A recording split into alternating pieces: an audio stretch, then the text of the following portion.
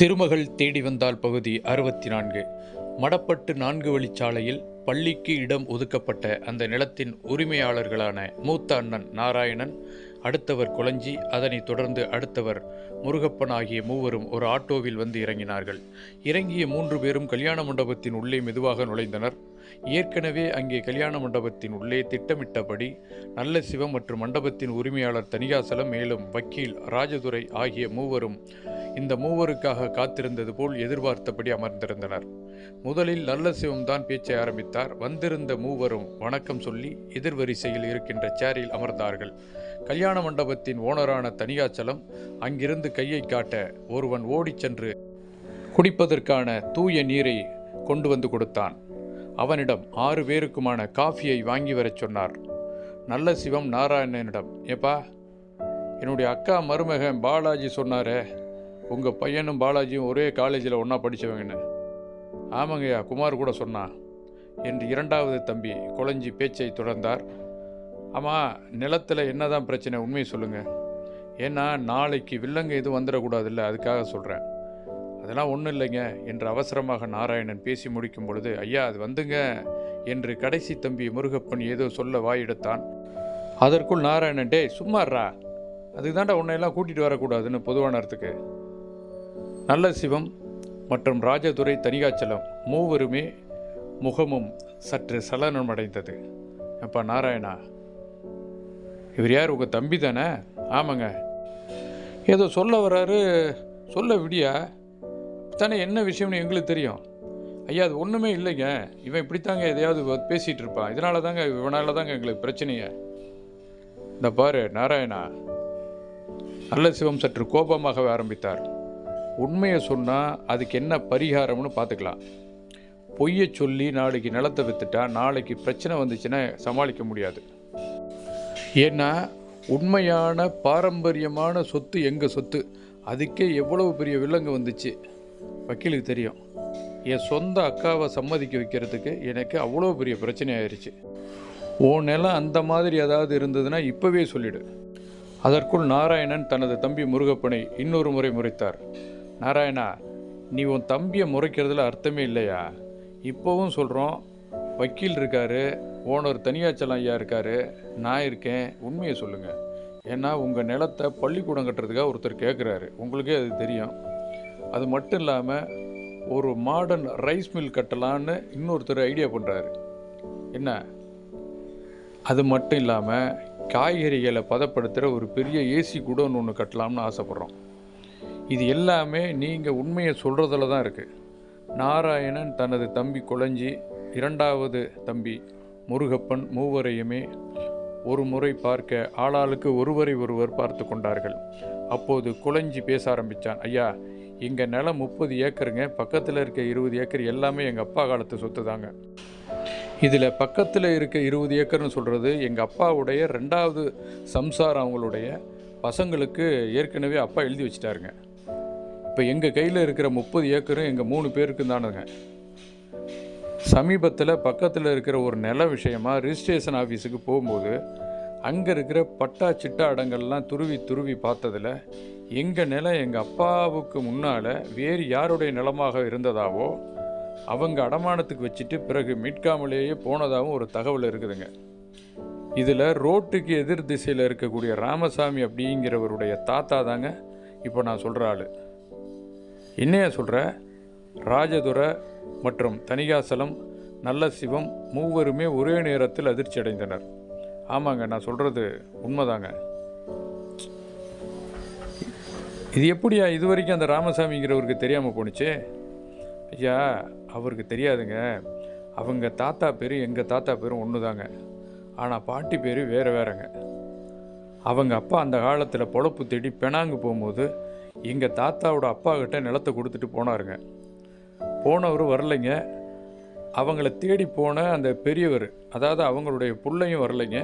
கொஞ்சம் வருஷத்துக்கு பிறகு எங்கள் தாத்தா காலத்தில் ஒருத்தர் வந்து 2வதாக போன பெரியவருடைய பையன்னு வந்து மிச்சம் மீதி இருக்கிற ரோட்டுக்கு அந்த பக்கம் இருக்கிற நிலத்தை முதல்ல வருஷ குத்தகைக்கு பார்த்துக்கிட்டு இருந்தவர் காலப்போக்கில் அதையே விலை கொடுத்து வாங்கி இப்போதைக்கு ஒரு 3 ஏக்கர் நிலத்தை வச்சிட்டு இருக்காருங்க. அவனுக்கு தெரியாதா இந்த நிலம் அவனுடைய தாத்தாவுடைய நிலம்னு? தெரியாதுங்க. அது தெரிஞ்ச 2 பேர், ஒன்று எங்கள் தாத்தாங்க, இன்னொன்று அவங்க அப்பாங்க. இப்போ ராமசாமியுடைய அப்பாவும் இறந்துட்டார். ராமசாமிக்கு வயசாயிருச்சு.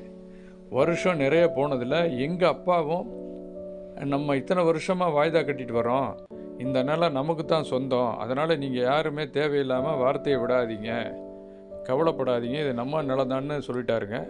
அவர் சொல்லும் போது எங்களுக்கெல்லாம் ஒரு 10-15 வயசு இருக்குங்க. இது நடந்து 20 வருஷத்துக்கு மேலே ஆச்சுங்க. எத்தனை வருஷத்துக்கு பிறகு வேறு யாராவது சொன்னாலும் கூட ராமசாமிக்கு அது புரியாதுங்க. அந்தளவுக்கு அவனுக்கு தைரியமும் கிடையாது, ஞானமும் இல்லைங்க.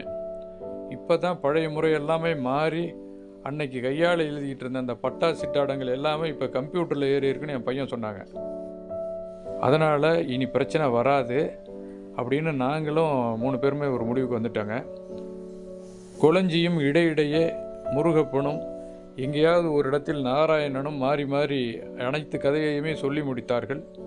கடைசியாக தனது மகன் குமார் மூலமாக பாலாஜி என்பவருக்கு நிலம் சம்பந்தமான விஷயம் சொன்னது வரை அனைத்தையுமே சொல்லி முடித்தார்கள். சிறிது நேரம் அங்கே ஒரு மௌனமான அமைதி நிலவியது. டக்கென ஒரு முடிவுக்கு வந்தவராக நல்ல சிவம் நாராயணனை பார்த்து கேட்டார். நாராயணா, இப்போ நீ சொல்கிற விஷயம் நிச்சயமாக ஒரு நாள் இல்லை ஒரு நாள் இந்த ராமசாமிக்கு தெரிஞ்சே தீரும். ஐயா, நான் சொல்கிறதுல எந்த விதமான மாற்றமும் இல்லை. ரகசியங்கிறது ஒருத்தர்கிட்ட இருக்கிற வரைக்கும் தான். அதாவது உங்கள் தாத்தா கிட்ட இருந்த வரைக்கும் தான் அது ரகசியம். உங்கள் அப்பா கிட்ட வந்து அதுக்கப்புறம் உங்ககிட்ட வந்து அப்புறம் எங்கள் 3 பேருக்கும் தெரிஞ்சது மாதிரி இன்னும் உங்கள் 3 பேர் மூலமாக இன்னும் உங்கள் அடுத்த தலைமுறைக்கு தெரியுது. இன்னும் எத்தனை பேருக்கெல்லாம் தெரிஞ்சிருக்கோ தெரியலையே. உங்கள் அப்பாவுடைய இன்னொரு மனைவியோட பசங்க 2 பேர்த்துக்கும் இது தெரியும் தானே? ஆமாங்க, தெரியுங்க. நாராயணன் முழுமையாக அதை ஒத்துக்கொண்டார்.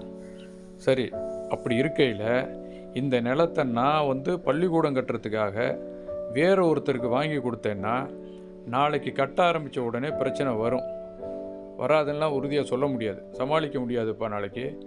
அப்புறம் உன் கையில் இருந்து நீ அபராதம் கட்டுற மாதிரி ஆகிடும். நிலத்துக்கு நிலமும் போய் பணத்துக்கு பணமும் போன மாதிரி ஆகிடும்.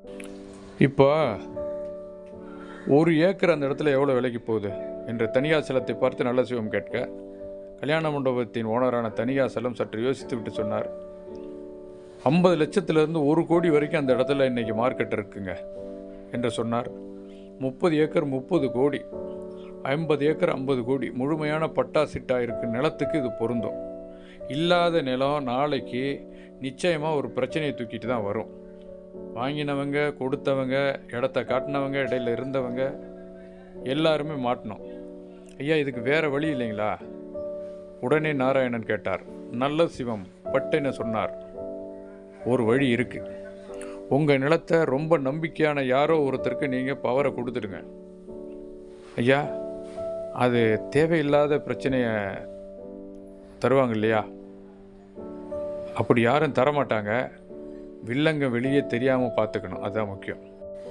ஐயா, இதை நான் கொஞ்சம் வீட்டில் கலந்துக்கிட்டு யோசிக்கிறேனே, அப்புறமா ஒரு நாள் சொல்கிறேனே.